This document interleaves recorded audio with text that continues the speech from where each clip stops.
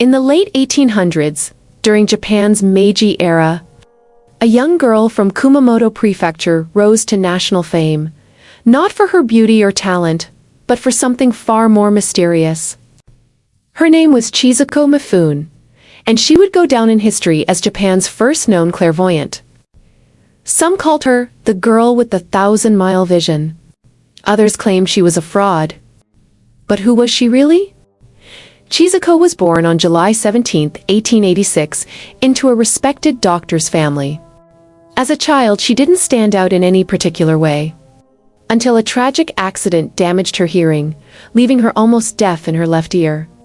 But as her hearing faded, her other senses grew sharper, so sharp in fact, that they would soon astonish the entire nation. When Chizuko was 17, her brother-in-law, Takeo Kiyomizu, entered her life. He was a high school gym teacher. With an unusual hobby, he practiced hypnosis. Takeo believed Chizuko had hidden potential. He began hypnotizing her regularly to train her mind. At first it was just an experiment. But what happened next shocked everyone. Under hypnosis, Chizuko began to describe things she couldn't possibly know. Distant landscapes, hidden objects, and even events happening far away. In 1904, during the Russo-Japanese War, a Japanese military ship called the Hitachi Maru was rumored to have been sunk.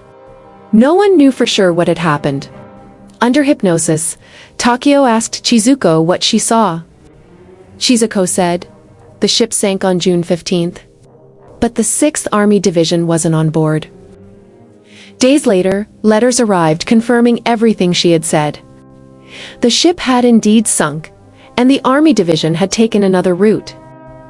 It was her first public prediction, and it made her famous overnight. As her skills grew, Chizuko no longer needed hypnosis.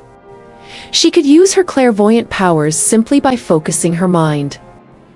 She once told her family there were parasites inside a tree in their yard. They peeled the bark, and sure enough, there were worms inside. Another time, a woman lost her diamond ring on the beach. Dozens had searched for hours with no luck. Chizuko pointed to a spot in the sand, and there it was. Soon, people from all over Japan came to see her. She even helped her father in his pharmacy, diagnosing patients just by looking at them. No pulse reading, no stethoscope. In 1909, Japan's giant Mitsui Corporation was desperate. They had been searching for coal in the city of Amuta, but all their digging had failed. They heard about Chizuko and invited her to help. She walked for hours through the land, then pointed south. "There's a huge black mass underground." They dug exactly where she had said, and struck a rich coal vein. Mitsui was thrilled and gave Chizuko a massive reward. 20,000 yen, which would be worth millions today. But money brought trouble. Her family began to fight over the reward. Her brother-in-law Takeo demanded half, claiming he had trained her. Others accused her of greed. The bitterness and betrayal broke her heart. That wasn't the first time her powers brought her pain. At 22, Chizuko married an army officer named Kawachi Kaikon. While he was away at war, she lived with her in-laws. One day, her father-in-law lost 50 yen. Chizuko said, "It's in the drawer of the family altar." She was right. But instead of thanking her, her mother-in-law accused her of stealing it and had her husband divorce her. Heartbroken, Chizuko returned to her parents' home. By this time, her fame had reached Kyoto Imperial University. A respected academic, Professor Hiratsugu Kinoshita, asked her to heal him, and she did. Newspapers began to report on her powers, calling her the mystic girl of Kansai. One scientist, Dr. Tomokichi Fukari, of Tokyo Imperial University, was fascinated. He believed in psychic abilities and wanted to test her. He sent her 19 sealed envelopes, each containing a business card wrapped in foil. The cards were completely hidden, no one could see inside.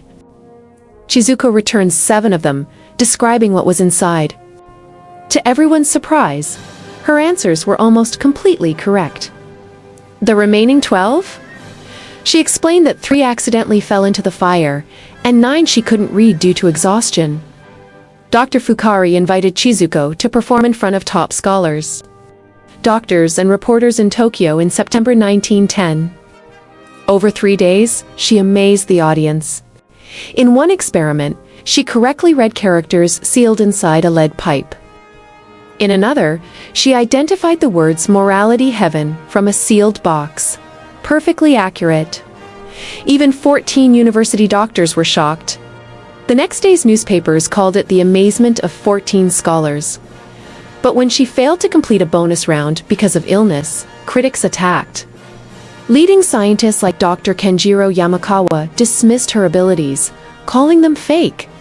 The media turned on her. People began calling her a fraud.